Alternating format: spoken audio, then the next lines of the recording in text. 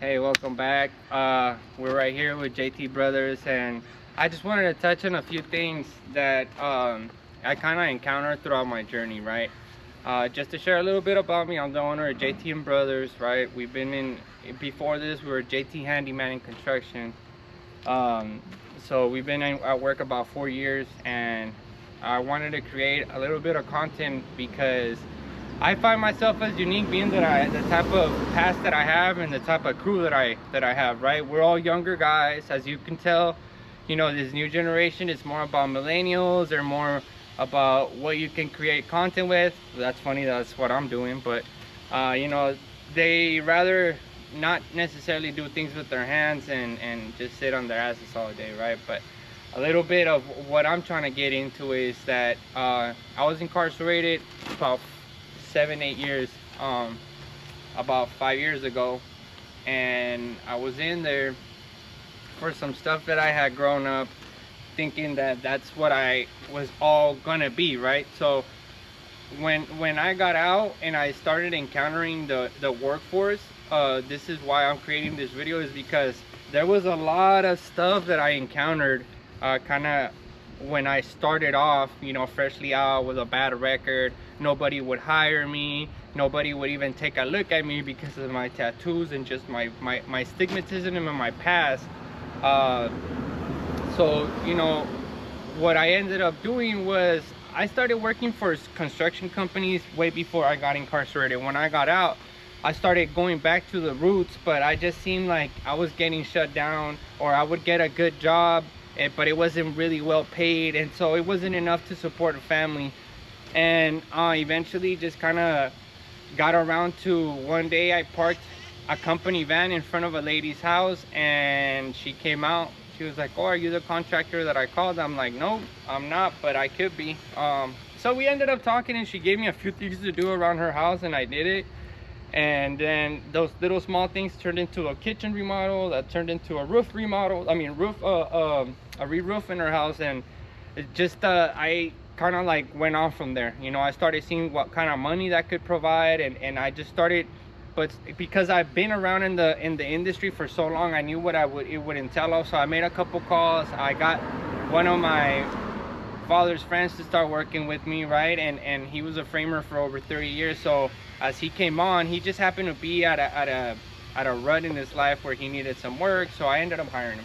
Long story short, man, I started from the bottom, like, you know, getting spit out by customers, getting kind of put down, and just, oh, you don't know what you're doing, and up until, you know, somebody actually taking a risk and RMO me and actually giving me a license to work with, you know. So that kind of all encompassed throughout my journey.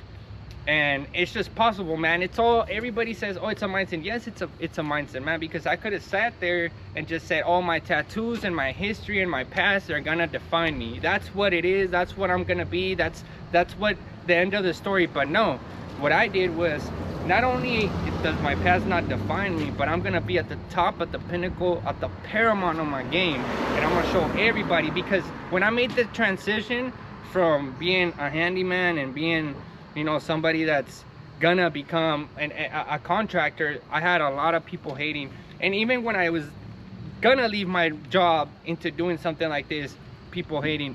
How are you gonna feed your family? What if you don't get work? You're just barely started. You shouldn't leave something that's secure, something that's a steady paycheck. And now I actually provide people with that life, that steady check, and that security, you know. And it's all thanks, first of all, through my Lord Jesus Christ, you know, who I always give the glory to, because if it wouldn't have been for him, I wouldn't be in the place that I am.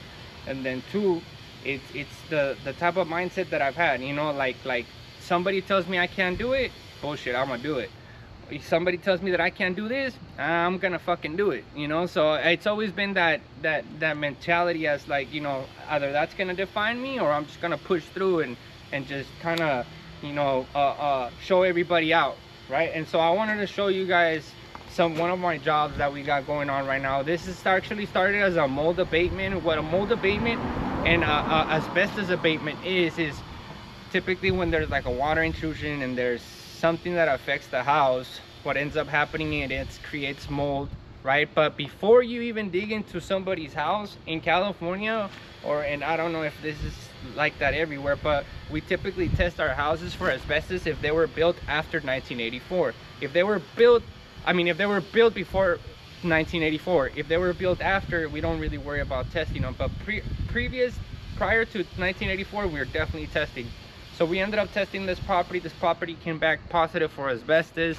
So because it was positive, we had to take a whole different approach as to how we were gonna take care of that water intrusion. So what we did is we called a certified technician for abatement. Since we ourselves are certified for mold and water restoration, we didn't have to, you know, get anybody for that. So I had my own equipment, have my old air scrubbers. We came in here, we dried it out, we took care of it, and now we're getting everything put back together. And that's another aspect that we do here at JT, man. We make sure that we take care of all aspects of the construction from beginning to end. And you only see the one familiar face. You're not gonna see me do one aspect of the job, leave, have somebody else finish it out for me. Of course we have subs. I'm not saying that there's no subs involved. What I'm saying is we're not just gonna leave the job and have somebody else come out finish it for you like some remediation companies do. Let's take a look at what we got going on. So JT, we're about a 5-man company that works for me, right? And aside from that, I have other contractors that kind of go on with me.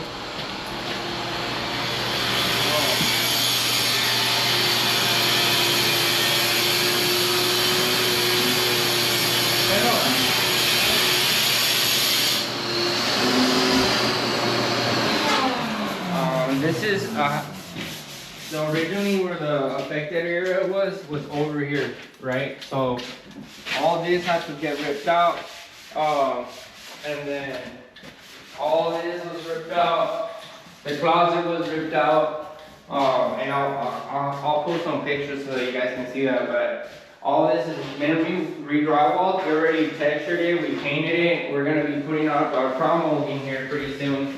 One other thing that the customer wanted us to do was for us to, one of our bread and butters is that we do a lot of bathroom remodels, mostly walk-in showers. So we ripped out his old shower and we reframed, repurposed the whole shower. We put hot mop on there, we red guarded everything, and we even added a niche light, so that it kind of like turns on as you see the niche turns on when the lights on the top turn on. So, you know, we did all this. The owner's brother is doing the tile. We just did all the prep and the waterproofing and the hardy backer, the framing, the plumbing, and the shower pan. Aside from that, one other thing that we also got going on is this entertainment center that got framed out. This wasn't here before. This just got framed out and re-drywalled. Everything here is drywall. Like the customer wanted a exclusive, just finished center, and we're 4 days into this already. Like 4 days into this, and this is how it's coming out. You know, it's looking great. One other thing that it was unfortunate was, you know, we like to prep our floors pretty well before we start flooring this in. And we saw just major cracks throughout the foundation, and the owner kind of guided us as to what he was trying to do with this, and we're trying to help him out. That's what this is.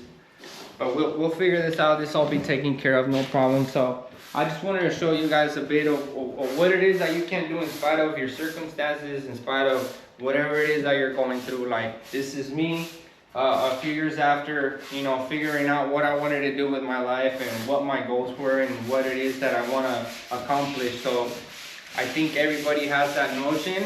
They just don't have the drive. And if they do have the drive, they don't know where to look for. So, you know, if you guys have any questions, or if you guys, you know, ever want to talk, just hit me up. Mm-hmm.